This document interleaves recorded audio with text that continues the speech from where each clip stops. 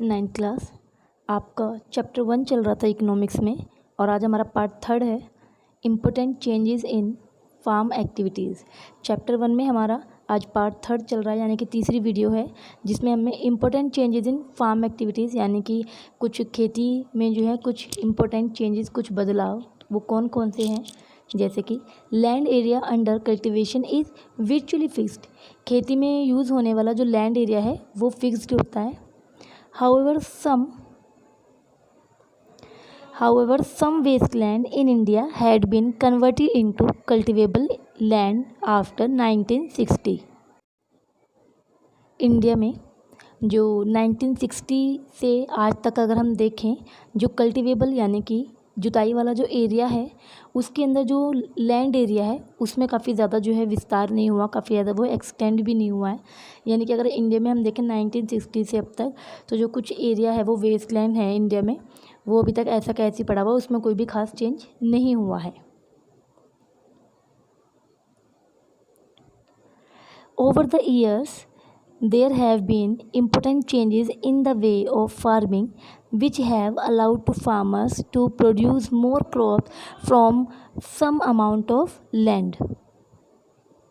इतने सालों में जो कुछ बदलाव आया है अगर इम्पोर्टेंट खेती में, तो वो ये है कि जो फार्मर्स हैं उनको क्रॉप प्रोड्यूस करने के लिए जो है कुछ अमाउंट ऑफ लैंड जो है वो दे दी गई है। यानी कि कुछ अभी तक ये बदलाव आया है कि कुछ गाँव में जो कुछ बंजर ज़मीनें थी उनको जो है कल्टीवेट करने के लिए, एक खेती योग्य बनाने के लिए जो है उनको एक अच्छी लैंड में जो है कन्वर्ट कर दिया गया है। यानी कि कुछ ऐसे टूल्स, कुछ ऐसे मॉडर्नाइज़र यूज़ किए गए हैं जिसकी वजह से वे जो है जो बंजर, जो बैरन लैंड है उसको भी कहीं ना कहीं हम लोग कल्टीवेट कर सकें, उसमें भी खेती कर सकें।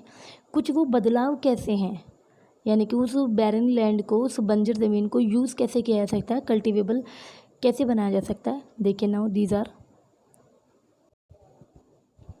ये जो चेंजेस हैं, these changes include, in changes में क्या है जिससे कि बैरन लैंड जो है एक फर्टाइल लैंड यानी कि कल्टीवेबल लैंड जो है बन जाए। जैसे कि मल्टीपल क्रॉपिंग फार्मिंग, इसमें जो है एक मल्टीपल क्रॉपिंग फार्मिंग लगाई जाए, यानी कि बहुत सारी विधियों वाली फसल प्रणाली यूज़ की जाए, बहुविध फसल प्रणाली जिसे बोलते हैं।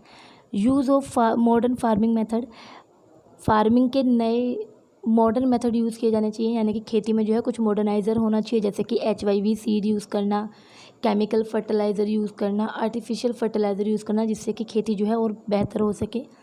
Due to these changes in late 1960s, productivity of land has increased substantially, which is known a green revolution।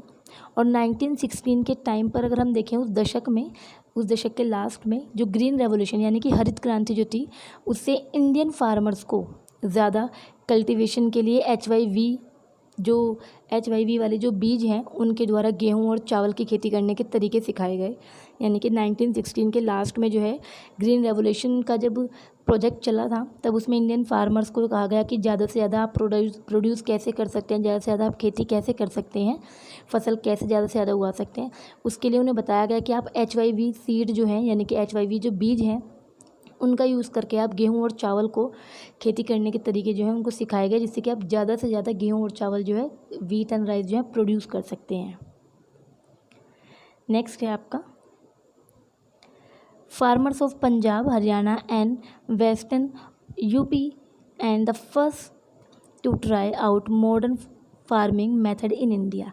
Bharat में पंजाब, हरियाणा, पश्चिम उत्तर प्रदेश, वेस्टर्न यूपी के किसानों ने खेती के जो मॉडर्नाइज़र तरीकों का था वो सबसे पहला प्रयोग किया। यानी कि सबसे पहला जो मॉडर्नाइज़र खेती के प्रयोग जो किया भारत में, वो किसने किया? पंजाब, हरियाणा और वेस्टर्न यूपी ने सबसे पहले इसका यूज़ किया। Over use of fertiliser practice and water is resulting to land degradation, और बहुत ज़्यादा फर्टिलाइज़र यूज़ करना, वाटर बहुत ज़्यादा ओवर यूज़ करना, इस तरीके से जो है इससे क्या हुआ कि लैंड डिग्रेडेशन टाइम समय समय पर हो रहा है। यानी कि ग्रीन रेवोल्यूशन के टाइम पे, ग्रीन रेवोल्यूशन प्रोजेक्ट जब लाया गया उस टाइम फर्टिलाइज़र को ज़्यादा प्रयोग करने से मिट्टी की फर्टिलिटी कम हो गई। उस समय कहा गया कि भाई आप ज़्यादा फर्टिलाइज़र यूज़ करेंगे, HYV सीड यूज़ करेंगे तो क्या होगा, ज़्यादा उपज होगी, ज़्यादा क्रॉप होगी। तो ग्रीन रेवोल्यूशन की वजह से फर्टिलाइज़र को बहुत ज़्यादा यूज़ करने की वजह से मिट्टी की जो फर्टिलिटी थी वो कम हो गई। साथ में इरिगेशन के लिए ट्यूबवेल्स वगैरह का यूज़ किया गया, भाई पानी छोड़ रहा है तो वो लगातार जा रहा है, उससे भूमि जो लैंड का है वो कहीं ना कहीं डिग्रेड होने लगा, कहीं ना कहीं ज़मीन की जो फर्टिलिटी है वो ख़त्म होने लगी।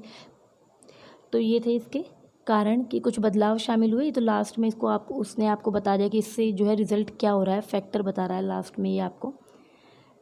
नेक्स्ट आपका जो है इसमें मैंने हिंदी में भी पीडीएफ आपको दिया है, जैसे कि खेती में कुछ महत्वपूर्ण बदलाव आप देख सकते हैं। इसमें खेती में यूज़ होने वाले जो एरिया है वो फिक्स्ड होता है 1916 तक। अब तक जो है कोई ख़ास बदलाव नहीं हुआ है, लेकिन उस समय पे जो है कुछ बैरन लैंड को जो है कल्टिवेबल लैंड में बदल दिया गया है। और कुछ चेंजेस और इंक्लूड है इसमें, जैसे कि multi crop system, multiple crop system है, मॉडर्न फार्मिंग है, HIV सीड है, ये आपको इसमें दिया हुआ है। आप फेयर कॉपी में रेगुलर बेस पर इसको करते रहेंगे, आपको छोड़ना नहीं है। आपको टॉपिक वाइज दिया जा रहा है, विद कैप्शन दिया जा रहा है कि कौन सी वीडियो है, कितनी है। अगर किसी का छूटा हुआ है तो जहाँ से मिल रहा है वहीं से कर लीजिए, पिछला काम बाद में एडजस्ट कर लेंगे।